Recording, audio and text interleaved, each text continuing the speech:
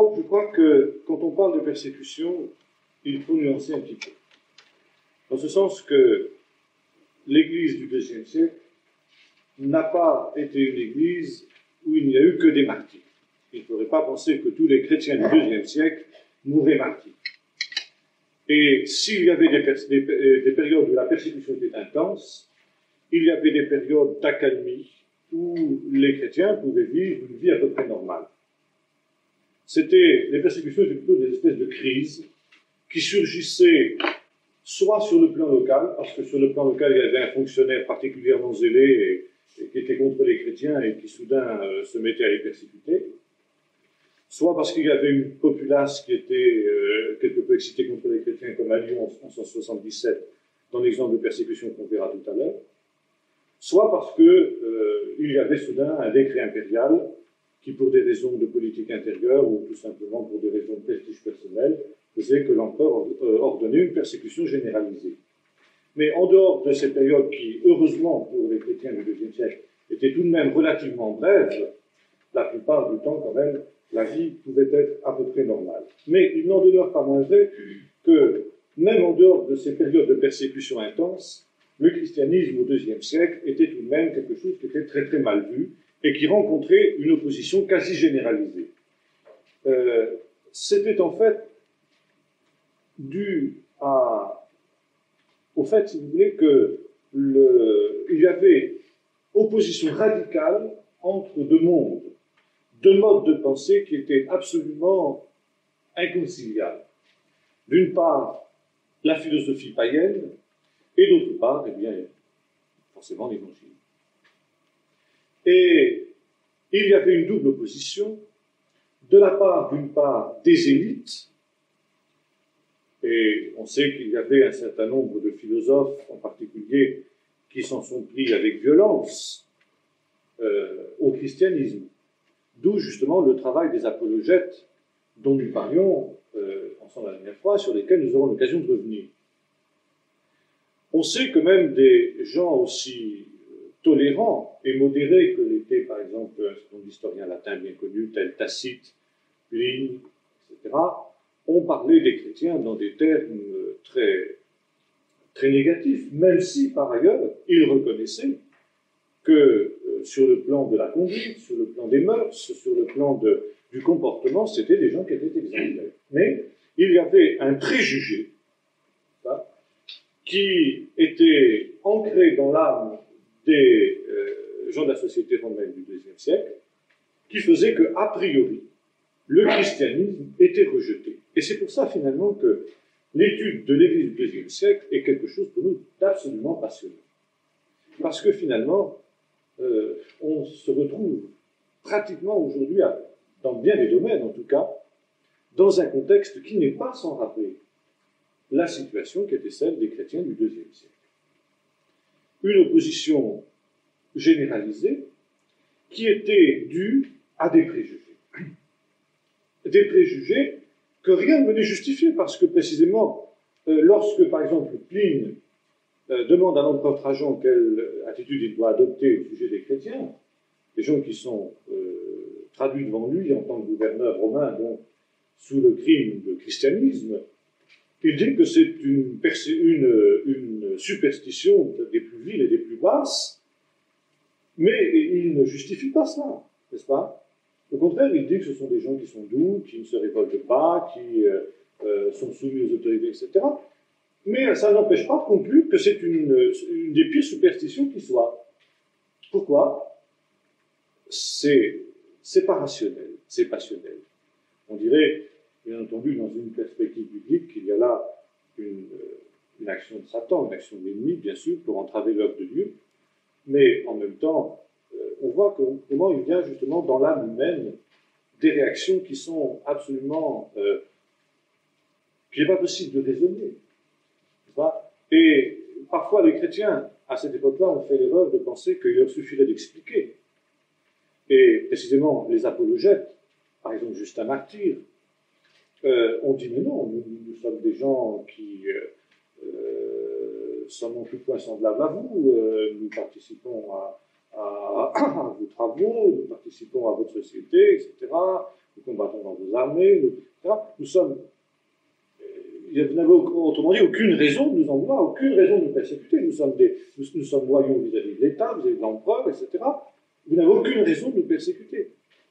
Et on voit précisément que on avait beau expliquer, et les chrétiens avaient beau expliquer, l'opposition était là.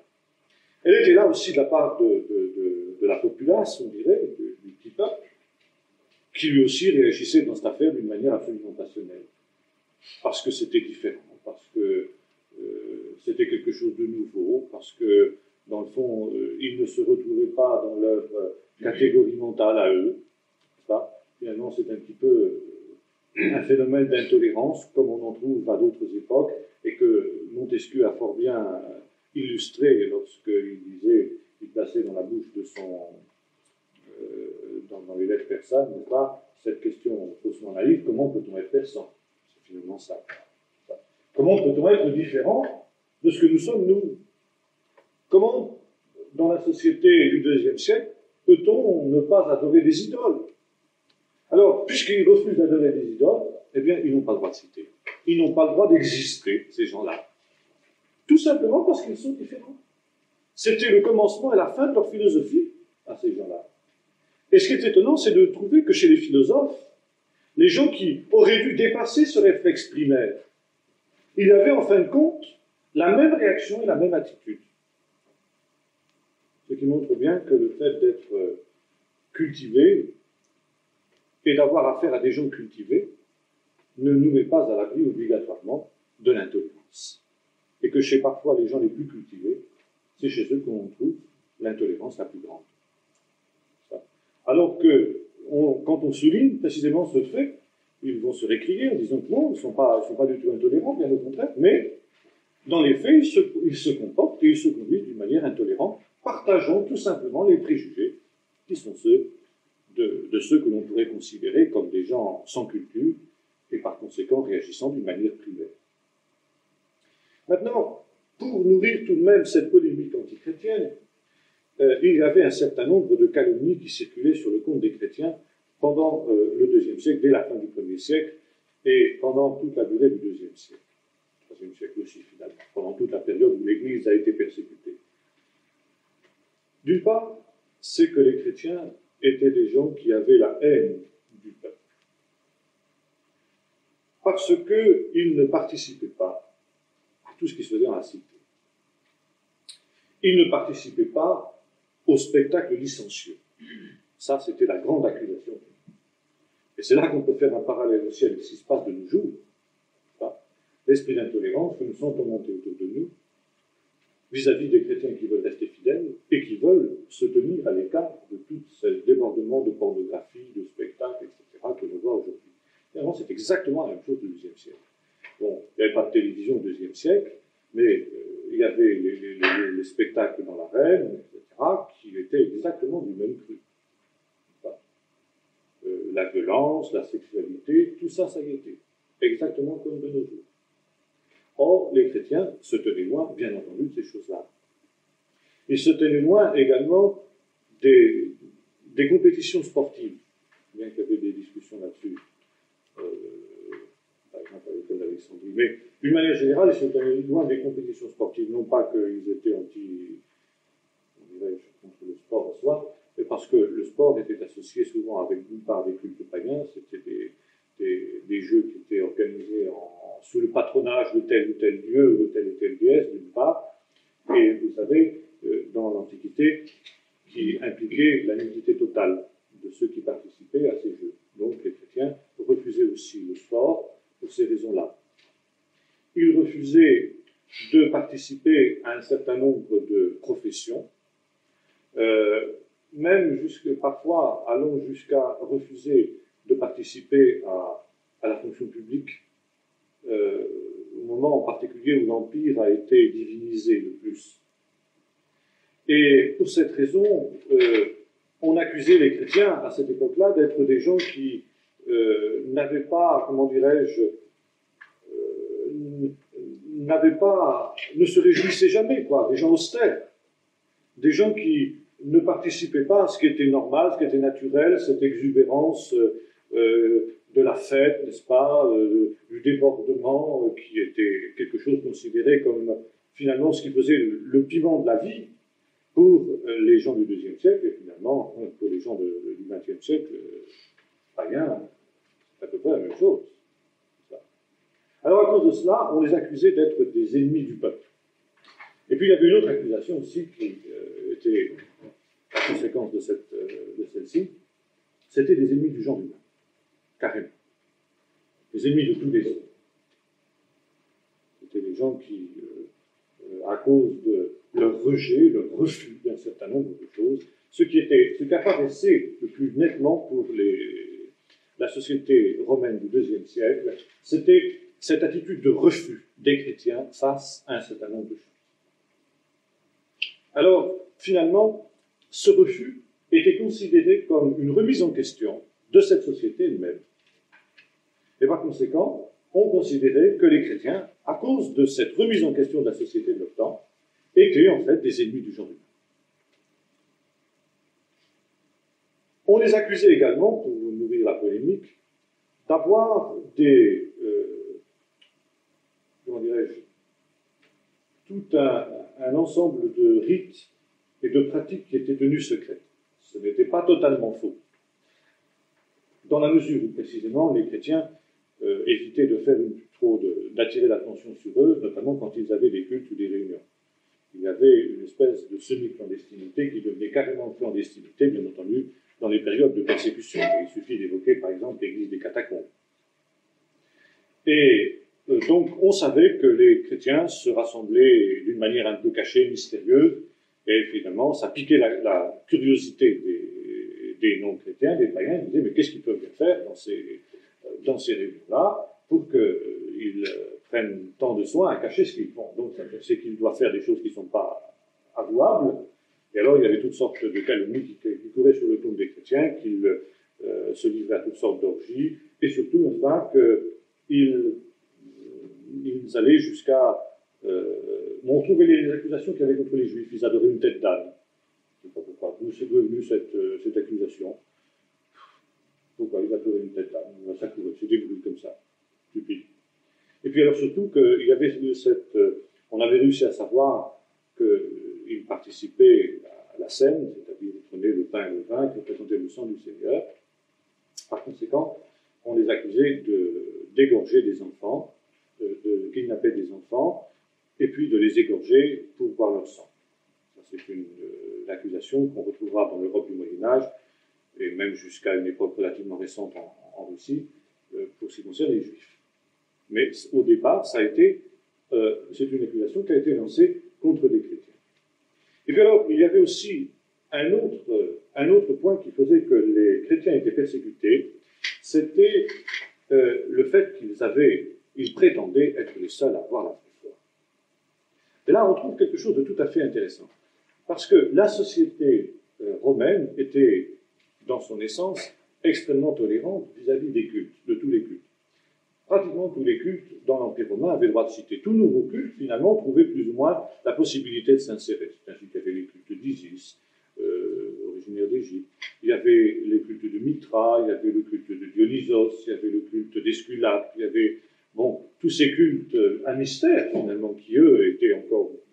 et qui, eux, auraient pu, d'une certaine manière, répondre à ces calomnies que l'on appliquait aux chrétiens. Mais ces cultes-là étaient tolérés. Pourquoi?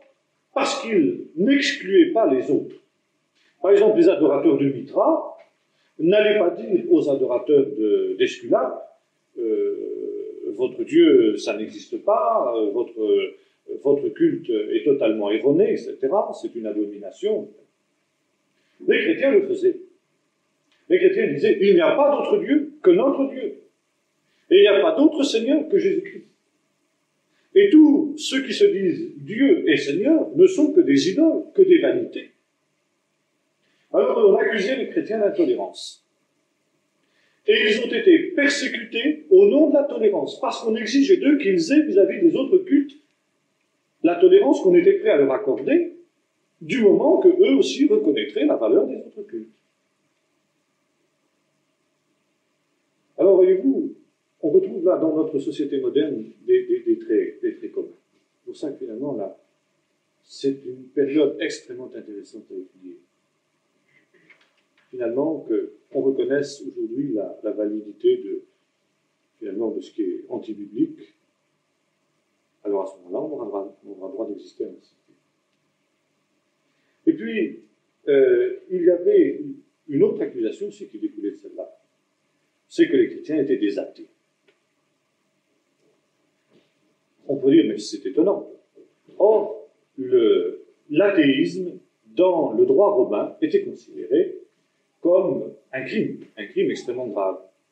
C'était faire preuve d'impiété, de non-respect pour les puissances supérieures, pour lesquelles les Romains avaient une crainte beaucoup plus superstitieuse qu'autre chose, et faire preuve d'impiété vis-à-vis des divinités, c'était en quelque sorte provoquer leur colère et leur courroux, et risquer de voir ce courroux s'abattre sur la société tout entière. Les chrétiens qui n'hésitaient pas, qui n'avaient aucun respect pour les divinités, et des divinités qui étaient visibles, qui avaient leur statut. Or, les chrétiens disaient qu'ils adoraient un Dieu, certes, mais un Dieu invisible, un Dieu qu'on n'avait pas le droit de représenter, un Dieu qui n'avait ni statut, ni image, ni représentation. Donc un Dieu, pour les Romains, qui n'existait pas.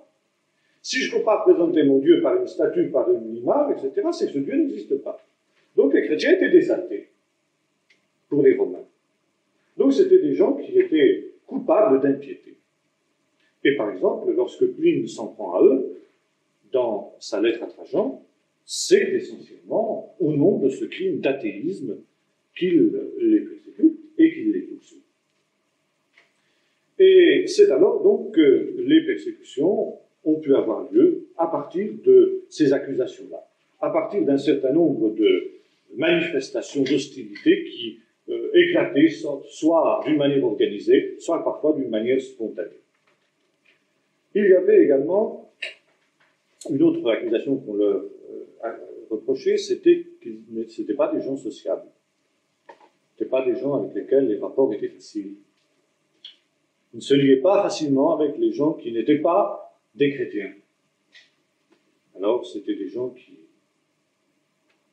Puis alors ensuite, il y avait le prosélytisme. Non seulement ils affirmaient que leur Dieu était le seul, mais en plus de ça, ils essayaient d'amener les autres à partager leur foi. Ils essayaient de les détourner du culte de leur Dieu à eux pour les amener au culte du Seigneur. Et ça, c'est évidemment quelque chose qui a toujours été mal vu dans toutes les sociétés. Et souvent, dans toutes les sociétés, le christianisme a eu des difficultés à partir du moment où il a essayé d'évangéliser. Et en fin de compte, on les accusait d'être des anarchistes, donc agitateurs politiques. Voilà, si vous voulez, en gros, le catalogue des persécutions. Comme je disais tout à l'heure, la persécution n'a pas été quelque chose, malgré tout, de permanent. Il y avait des longues périodes de tolérance et des longues périodes de tranquillité. En fait, entre la première persécution de Néron en 63 jusqu'à la conversion de Constantin, où officiellement les persécutions ont pris fin, l'histoire ecclésiastique traditionnelle distingue 10 persécutions, 10 grandes périodes de persécution. Je vous les cite si vous le voulez. La première, évidemment, commence avec Néron, 54 à 68. La seconde, donc, à la fin du siècle, Néron, 54 à 68, avec l'apogée en 63, probablement du martyr de Pierre et Paul. Et puis ensuite, la deuxième, avec Domitien à la fin du siècle, 86 à 96, qui alors elle a été une persécution terrible au cours de laquelle l'apôtre Jean aurait été exilé à Patmos. Et c'est dans ce contexte qu'aurait été écrit l'Apocalypse en particulier. L'Apocalypse serait le reflet de cette persécution de Domitien qui apparaît aux yeux des chrétiens comme un nouveau Néron, en quelque sorte, une espèce de manifestation de l'Antichrist. Domicien qui précisément avait persécuté les chrétiens parce qu'il se voulait lui aussi de nature divine. C'était un homme qui était féru d'hellénisme et qui cherchait à finalement s'égaler aux dieux. Et c'est au nom de de cette divinité qu'il a attaqué les chrétiens. Ensuite, on trouve Trajan, la persécution de Trajan. Vous remarquerez d'ailleurs que ça correspond aussi assez facilement avec les persécutions qui se sont manifestées à l'endroit du peuple juif. Il faut dire que les trois premières persécutions en particulier, les Romains ne faisaient pas encore la différence entre juifs et chrétiens. Et les accusations dont je parlais tout à l'heure, que l'on portait contre les chrétiens, on les retrouve aussi à la même époque contre les juifs. Exactement les mêmes persécutions, les mêmes accusations, les mêmes calomnies. Et chrétiens et juifs ont été persécutés, si je veux dire, dans la même fournée, à cette époque-là. Trajan, donc, Trajan 98 à 117, c'est pratiquement l'époque de la deuxième révolte contre Rome, et les persécutions anti-juives qui ont suivi. Là aussi, c'était, finalement, on retrouve les mêmes accusations, mais je crois que c'était surtout l'agitation en Judée qui a amené Trajan à réagir de cette manière-là, contre les chrétiens, dans lesquels il voyait finalement les alliés potentiels des Juifs. On trouve ensuite la persécution de Marc Aurèle, 161 à 180. Marc Aurèle, Marcus Aurelius, en latin. Alors c'est tout à fait étonnant parce que ça, nous sommes à l'époque des empereurs qui ont été parmi les plus éclairés de Rome, les plus tolérants, ceux qui sont considérés, qui étaient des philosophes, qui étaient des sages. Marc Aurèle était un sage, il se piquait de philosophie. Oui, qu'est-ce qu'il y a ? Les dates, alors je reprends. Néron, 54-68. Domitien, 86-96. Trajan, 117. Marc Aurèle, 161-180. Donc Marc Aurèle, l'empereur philosophe, qui persécute les chrétiens. Ensuite, on trouve une très très grande persécution à la fin du siècle, avec Septime Sévère, 195 à 211. Oui, il était vraiment sévère celui-là. Septime Sévère, Septimus Severus.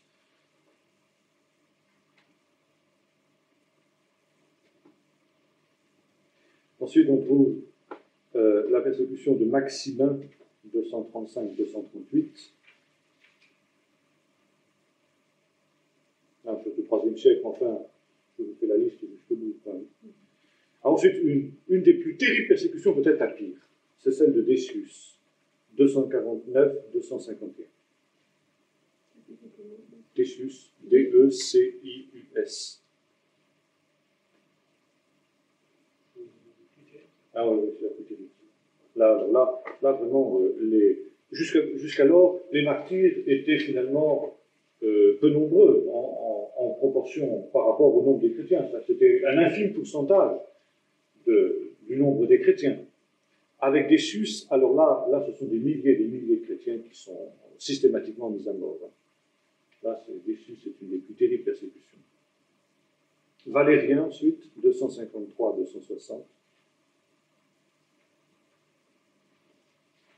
Aurélien, 270-275. Et enfin, une des pires également, Dioclétien, c'était la dernière, mais celle-là a été particulièrement salée, 284 à 305. Il y avait à côté de ces grandes persécutions, qui étaient des persécutions organisées, il y avait des persécutions qui éclataient plus ou moins spontanément dans un endroit précis de l'Empire et qui ne débordaient pas cette région-là. Alors là, on en trouve pratiquement pendant toute cette période. Alors, si ce n'était pas à un certain endroit, c'était un autre. Pratiquement, pendant toute cette période, il y avait des chrétiens persécutés. Pas partout en même temps, mais il y avait ça et là, pendant toute cette période, des chrétiens qui étaient martyrs pour la foi. Alors, on ne va pas évoquer toutes les persécutions qui ont eu lieu pendant cette période, dans tous les coins de l'Empire, en dehors de ces 10 grandes persécutions qui sont les persécutions historiques et les persécutions qui étaient pratiquement généralisées. Mais on va juste prendre, si vous voulez, un exemple qui nous touche de près, puisque c'est la persécution de Lyon en 177 après Jésus-Christ, au cours de laquelle vont être martyrisés les fameux martyrs comme Plotin et Blandine en particulier. L'église de Lyon était une église, c'était pratiquement la première église qui avait été fondée en Gaule. Elle avait été fondée par des gens qui étaient venus d'Asie mineure. Lyon était une ville gallo-romaine qui avait, après la conquête romaine et à partir de cette période-là, en particulier, pris au début du IIe siècle un très très grand essor, notamment grâce à des colons qui étaient venus justement d'Asie mineure. Et il y avait à peu près un bon tiers de la population de la ville de Lyon qui était peuplée de gens qui étaient originaires d'Asie mineure. Et on pense que parmi ces colons qui sont venus d'Asie mineure au IIe siècle, il y avait un certain nombre de chrétiens. Si bien qu'il y a eu, certainement très tôt, au moment de cette arrivée massive de colons venus d'Asie mineure, une petite église qui a grandi et qui s'est créée plus ou moins spontanément à partir de chrétiens de base, si j'ose dire, qui sont arrivés là. Et bientôt, ça a été l'église la plus importante de la Gaule, pratiquement la seule. Et puis là, elle a commencé à avoir des ministères, elle a commencé à se structurer, et elle a commencé à être un centre de rayonnement dans le reste de la Gaule. Et on sait en particulier qu'à partir de Lyon a été créée l'église de Vienne. Et en 177 en particulier, la persécution de Lyon a intéressé aussi des chrétiens qui se trouvaient à Vienne. Vienne, par en Autriche, bien sûr, Vienne, à quelques kilomètres de Lyon. Et d'autres églises, certainement, pouvaient être créées dans les environs, certainement que peut-être même ils avaient pu rayonner jusqu'à Toulouse, enfin surtout dans le midi de la France actuelle, peut-être jusqu'à Marseille. Ils n'étaient pas venus par la mer, contrairement à la tradition qu'on trouve dans la légende française. La légende, vous savez, d'après la légende, l'évangélisation de la Gaule aurait été faite par les saintes Maries de la Mer. Ces saintes qui avaient débarqué à Aigues-Mortes, soi-disant, et que les gitans vont fêter tous les ans dans leur fameux grand pèlerinage annuel. Donc, l'évangélisation de la Gaule serait venue par la mer, par Marseille, etc. En fait, aujourd'hui, historiquement, il semble bien que, même l'histoire de Sainte-Marie de la Mer, n'en parlons pas, mais que l'évangile n'est pas venu par la mer, en ce qui concerne la Gaule, mais est venu peut-être par l'Italie, au-delà des Alpes, hein, au travers justement de ces gens qui sont venus d'Asie mineure. Et en particulier, il y avait des gens qui avaient été originaires de ces grandes églises d'Asie qui avaient connu le réveil au temps de l'apôtre Paul. Éphèse, Smyrne, toutes les églises qui sont évoquées dans l'Apocalypse en particulier.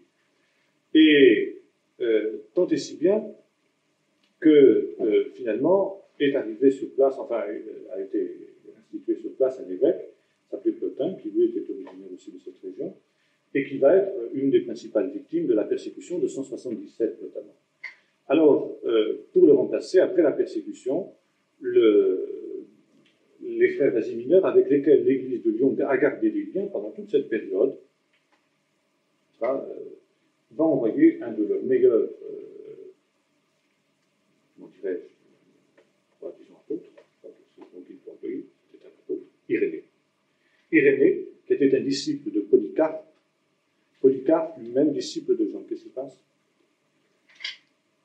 Qui était lui-même disciple de Jean, l'apôtre qui avait eu la responsabilité des églises d'Asie après donc, la persécution de Néron en particulier, entre la persécution de Néron et la persécution de Domitien.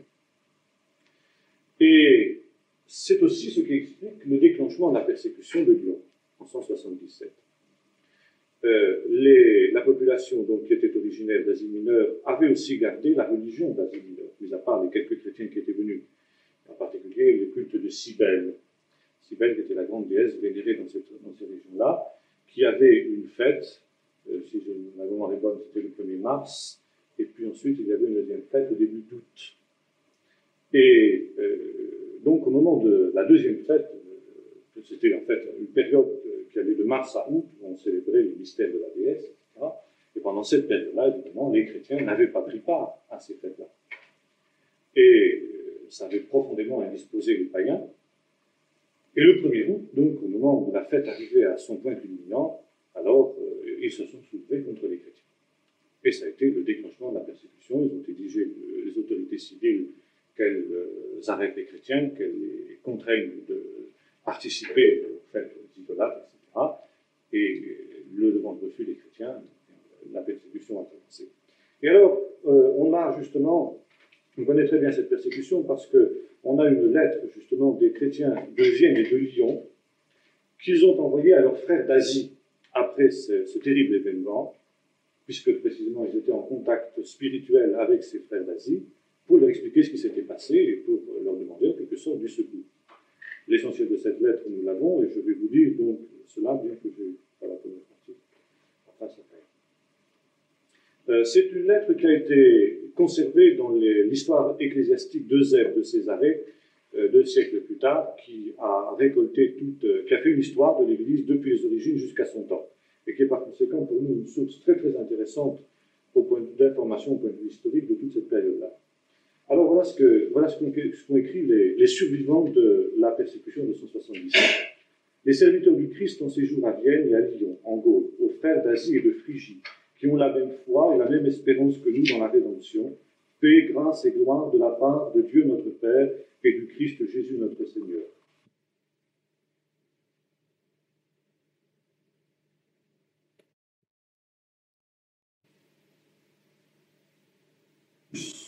Contre un autre là, s'il vous plaît, de Pergame, qui avait toujours été pour ceux-ci une colonne et un appui, et enfin contre Blandine. En la personne de Blandine, le Christ montra ce qui apparaît aux yeux des hommes comme beauté, de beau, de simple et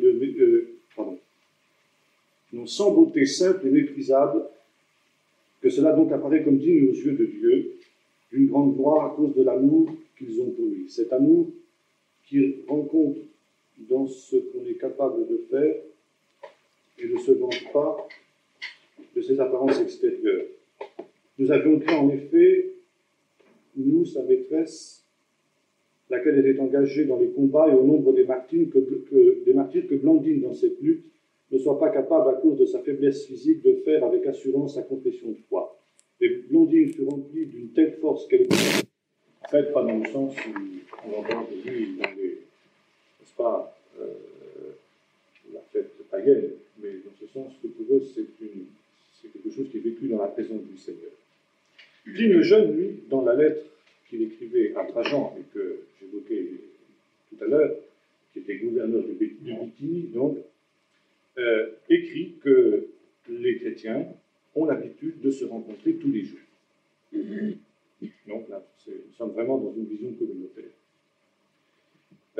Nous savons que les chrétiens qui étaient aisés, à cette époque-là, avaient pour habitude de se faire construire dans leur maison une salle particulière, disons un petit oratoire, où ils avaient la possibilité de se retirer, comme Jésus l'avait dit, quand tu es seul, entre dans ta chambre, ferme ta porte et va prier ton Père qui est dans le secret. On a retrouvé dans les maisons des chrétiens, n'est-ce pas, des oratoires de ce type. Les chrétiens priaient, ils priaient beaucoup. Et l'on sait, toujours par le même Pline, qui dit ceci, les chrétiens se rassemblent tous les jours, avant le lever du soleil, pour chanter des hymnes à la gloire du Seigneur, à la gloire de Jésus, comme s'il s'agissait d'un Dieu. Donc, ce qui nous prouve qu'il y avait une vie communautaire et une vie de prière intense à ce moment-là. Et il ajoute également qu'après la prière terminée, ils prenaient ensemble un repas, qui n'était pas un repas orgiaque, comme le disait la rumeur publique, calomnieuse, mais ils se contentaient de prendre les choses les plus simples. Les aliments les plus simples. Dans la Didaché, nous disons que les chrétiens priaient 3 fois par jour, à la manière juive. Mais là, nous sommes encore dans un contexte assez juif, n'est-ce pas? Plus, ils priaient aussi au moment des repas. Nous savons également, par les sources de cette époque-là, que les chrétiens aisés avaient pour habitude on prenait 3 repas à ce moment-là, mais le plus important était le repas du soir. Et les chrétiens aisés avaient pris l'habitude d'inviter les membres de la communauté qui étaient les plus défavorisés pour manger à leur table. Donc là aussi, nous avons une espèce de vie communautaire. Il y a à la fois le partage spirituel, le partage du pain du ciel et le partage du pain de la terre. Et ça, c'était très très fort. On sait également par d'autres sources que les chrétiens aisés qui avaient décidé d'avoir une table ouverte en référaient en général à l'évêque. Et c'était l'évêque qui, connaissant donc la situation des membres de la communauté, prenait sur lui l'initiative de désigner à tel chrétien qui n'avait pas les moyens qu'avaient les chrétiens aisés, disant, toi, tu iras manger chez un tel, tu iras manger chez un tel, etc. Autrement dit, les chrétiens aisés s'en remettaient à l'évêque pour décider, n'est-ce pas, qui ils enverraient manger chez lui. Nous savons également qu'il y avait des problèmes pour ce qui concernait le choix du métier. Il y avait un certain nombre de métiers qui étaient interdits aux chrétiens. C'est Tertullien qui nous dit ça déjà en 197.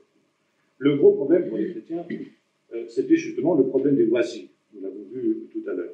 Le monde romain était centré sur deux réalités, nous connaissons bien, panem et circenses, du pain et des jeux, et les spectacles, les fêtes étaient monnaie courante dans le monde romain. Nous l'avons vu tout à l'heure, pour les raisons que nous avons évoquées, les chrétiens ne participaient pas à ces choses.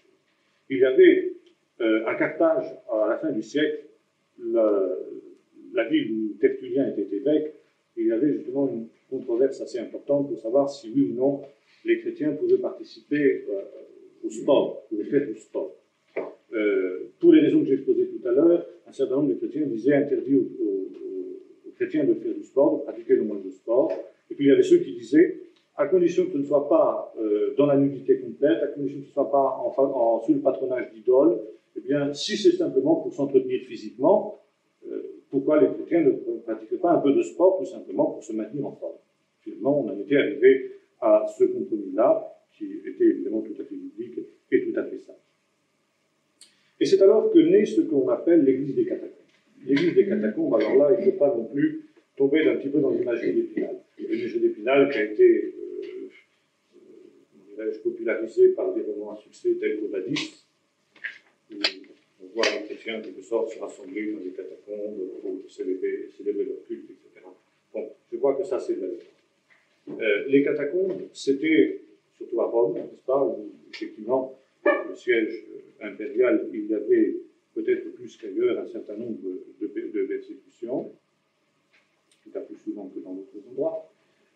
Les catacombes étaient tout simplement des cimetières. C'était le cimetière de Rome, où on enterrait à peu près tout le monde, et qui était considéré, étant donné le caractère superstitieux qui était celui des Romains, notamment vis-à-vis de tout ce qui touche la mort, qui était considéré comme un endroit sacré.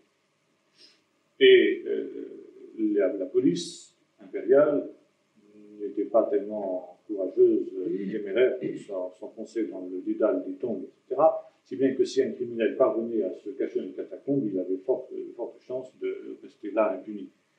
Et on comprend très vite que les chrétiens, au moment des persécutions, éprouvaient le besoin de venir se réfugier dans ces cimetières, de façon à être à l'abri des poursuites qui étaient celles du pouvoir. Il faut dire que les catacombes, à cette époque-là, étaient devenues des véritables labyrinthes, souterrains, souvent mal éclairés, mal odorants, etc. Maintenant, bien entendu, ces mêmes chrétiens, au moment des persécutions, enterraient eux-mêmes leurs morts dans ces endroits-là. Mais il n'y avait pas, contrairement à ce qu'on lit par exemple dans Covadis ou dans d'autres romans à succès du même type, il n'y avait pas de réunion de culte organisée, structurée dans les catacombes. Les catacombes n'étaient que des endroits de refuge. Alors que, éventuellement, quelques chrétiens spontanément, dans un moment difficile, se soient réunis à quelques-uns pour prier pendant le Seigneur une intervention spéciale, ça c'est sûr, mais il n'y avait pas de culte officiel dans les catacombes. Les cultes officiels, les réunions officielles se tenaient dans des lieux spécialement prévus à cet effet, soit au départ des maisons particulières de gens aisés, qui mettaient à leur disposition leur maison, d'où justement cette fameuse doctrine curieuse qu'on trouve aujourd'hui dans certains milieux des églises de maison. Mais en fait, c'était tout simplement parce qu'il n'y avait pas d'autre lieu. On n'avait pas la possibilité à ce moment-là de construire des édifices de culte entièrement consacrés à cette fin, et par conséquent, à leurs frais, des chrétiens aisés construisaient dans leur maison une grande salle qui mettait à la disposition de l'œuvre de Dieu pour y tenir des cultes. Mais assez vite tout de même, on s'est mis à construire des lieux spécialement prévus pour les cultes. Et dès le IIe siècle, apparaissent des basiliques entre guillemets. C'était ainsi qu'on appelait les endroits pour les cultes. La basilique était un édifice païen au départ, ce qui n'était pas d'ailleurs forcément dans le monde romain à caractère religieux. C'était plutôt un endroit où on avait lieu des procès, des choses comme ça, enfin un lieu en tribunal, si vous voulez. Et les chrétiens ont repris le nom, en quelque sorte, pour désigner leur lieu de culte, qui au départ départ étaient des lieux extrêmement simples, simplement rectangulaires, une salle rectangulaire avec un baptistère. Et c'est très intéressant de voir qu'à cette époque-là, on trouve des baptistères qui sont à double escalier. Il y a trois marches de chaque côté du baptistère. Et là, il y a aussi le symbole, ça dans les écrits de l'époque, le néophyte, n'est-ce pas, après avoir confessé ses péchés, après avoir fait profession de foi et déclaré qu'il renonçait au monde, descendait dans l'eau du baptême par un côté du baptistère, et il sortait de l'autre côté, dans l'autre sortie, n'est-ce pas, pour manifester que maintenant, eh bien, c'était quelque chose de nouveau et commençait une vie nouvelle. Et puis il y avait trois marches, toujours dans les baptistères. Pourquoi? Parce que ça représentait le Père, le Fils et le Saint-Esprit. Voilà. Nous disons que d'ailleurs, le baptême à cette époque-là était pratiqué par une triple aspersion. Au nom du Père, au nom du Fils et du Saint-Esprit, on plongeait le néophyte 3 fois dans l'eau. Donc, on voit que le baptême des adultes a été, au IIe siècle, vraiment le baptême qui était le plus couramment utilisé. Maintenant, ce qui se passe, c'est qu'on voit aussi à cette période-là, dans ce contexte de persécution, dans l'église des catacombes, comme on l'appelle un peu improprement, j'ai expliqué pourquoi, on a vu apparaître les premiers germes de des déviations ultérieures qui vont marquer l'église catholique. Et on peut le comprendre. Nous avons vu par exemple que même dans la lettre ici, la lettre d'Irénée, il y a une espèce de une glorification du martyr. Blandine qui va au martyr comme une reine qui va. Bon, ça correspondait sûrement à quelque chose de profondément vécu, et on sent bien au travers de cette lettre, par exemple, que les martyrs connaissaient vraiment une grâce spéciale, une grâce de Dieu, n'est-ce pas, ce qui faisait pratiquement, ils étaient dans une telle communion avec le Seigneur dans ces moments-là, que c'est à peine s'ils ressentaient les souffrances auxquelles ils étaient soumis. Parce qu'un être humain, sans une grâce spéciale de Dieu, n'aurait pas pu supporter ce que ces gens-là ont souffert. C'est finalement ce que vous dit ici cette lettre. Mais, bien entendu, les martyrs étaient considérés comme considérés comme une mère, comme une reine, etc. Et alors, très vite, vous comprenez qu'on est arrivé au culte des martyrs. Les gens qui avaient manifesté une grande consécration, un grand courage dans ces souffrances, n'est-ce pas, étaient considérés comme des chrétiens auxquels d'abord une grâce spéciale avait été faite. On considérait que c'était une grâce, finalement, que de mourir martyr. C'est assez biblique d'ailleurs à ce niveau-là. Et puis alors, parce qu'on considérait que c'était une grâce, un certain nombre de gens se sont mis à la rechercher. Et il y a eu une espèce de mystique du martyr qui est née dans les grands moments de persécution, où un certain nombre de chrétiens sont allés volontairement au-devant du martyr. Certains, jusqu'à faire des gestes de provocation pour pouvoir subir le martyr. Ils souhaitaient, ils désiraient le martyr. Et là, je crois qu'on n'est plus dans le courant biblique. Si on ne peut pas faire... Jésus dit au contraire de fuir. N'est-ce pas? Quand on vous persécute dans une ville, fuyez dans une autre. Donc le chrétien n'a pas à rechercher le martyr. Si coincé, n'est-ce pas, il ne peut plus s'enfuir, il n'a plus d'autre solution que de renier le Seigneur, à ce moment-là, bon, il accepte le martyr. Mais il n'a pas à rechercher le martyr.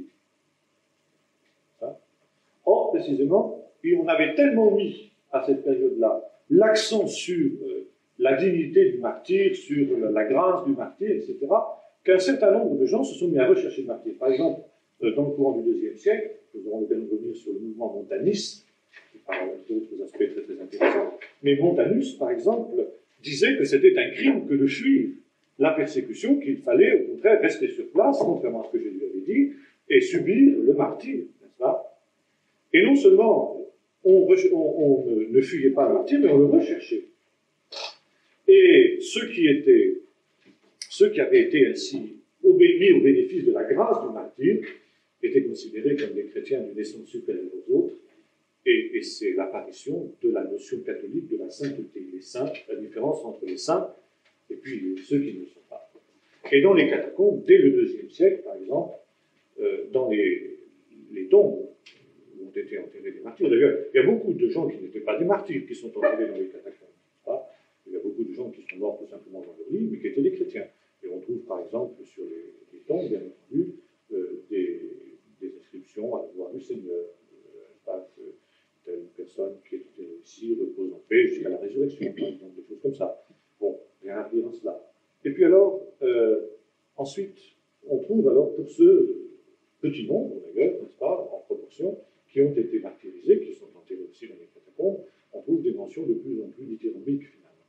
Jusqu'au moment où ce sont pratiquement des espèces d'êtres qui, par leur martyr, ont été quasi divinisés. C'est une espèce d'apothéose, finalement, que le martyr, dans la pensée des gens du IIe et du IIIe siècle. Et avec, justement, cette espèce d'auréole que l'on met autour des martyrs, apparaît aussi la première iconographie chrétienne. C'est dans les catacombes qu'apparaissent les premières représentations d'un certain nombre de réalités que la parole de Dieu, par ailleurs, interdit de représenter. Au début, vous savez, les graffitis chrétiens dans les catacombes sont très simples, c'est le poisson. Pourquoi? Parce que c'est une espèce de signe de ralliement des chrétiens. Ictus, n'est-ce pas? En grec, c'est le signe d'une phrase qui dit aussi Jésus-Christ, Fils de Dieu, Sauveur, n'est-ce pas? Donc, on représentait tout simplement le poisson sur la tombe d'un défunt pour savoir que c'était un chrétien. Seulement les chrétiens étaient capables de reconnaître ça, bien sûr. Et puis ensuite, on va représenter tout simplement, eh bien, le Christ. On commence à représenter le Christ. Et souvent, l'image la plus prisée dans les catacombes, c'est l'image du Christ sous la forme du bon pasteur, qui conduit ses brebis dans de verts pâturages. On peut comprendre pourquoi, forcément. Ces gens qui persécutés, bon, étaient conscients que finalement, dans la mort, ils avaient trouvé le repos auprès du Seigneur, dans les bras de leur berger. Mais finalement, cette iconographie se développe et ensuite va devenir de plus en plus élaborée, de plus en plus sophistiquée. On va trouver ensuite des fresques, alors des véritables fresques artistiques, qui représentent cette image du bon pasteur qui revient pratiquement toujours dans les catacombes, mais par exemple sous la forme de ce héros grec, pas, qui est devenu Dieu qui avait un culte très élaboré à cette époque-là, Orphée, qui était un musicien particulièrement talentueux, qui charmait les animaux souvent dans les tombes païennes, n'est-ce pas?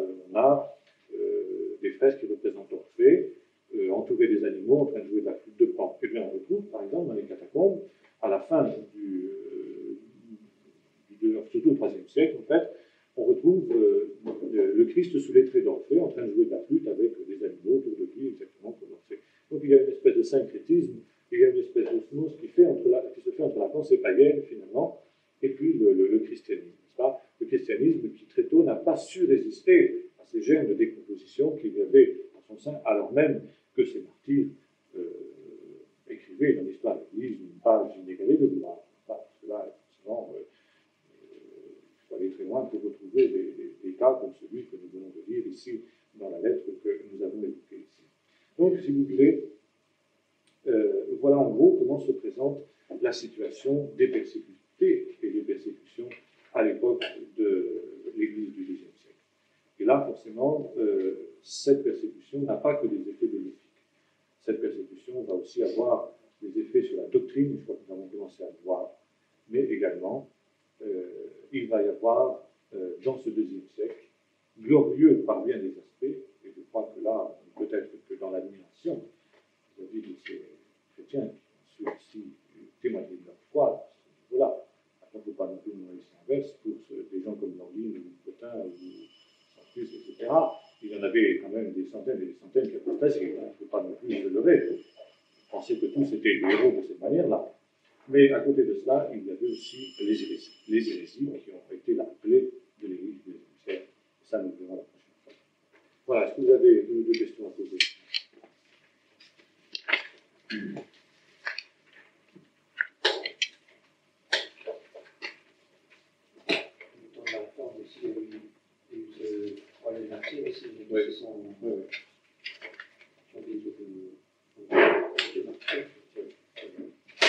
On retrouve dans toutes les périodes de persécution cognitive. Alors il y avait au IIe siècle le problème des relapses, c'est-à-dire de ceux qui avaient failli devant le martyr. C'est très vite devenu un problème dans l'Église du IIe siècle, ceux qui avaient apostasié par exemple devant la crainte des tourments et des tortures, et puis qui ensuite voulaient revenir dans l'Église quand la persécution était passée. Alors qu'est-ce qu'il fallait faire? Vous voyez le problème? Est-ce qu'on devait pardonner à ces gens-là, les réintégrer dans l'Église? Ou bien est-ce que, en quelque sorte, ils avaient connu qu'est-ce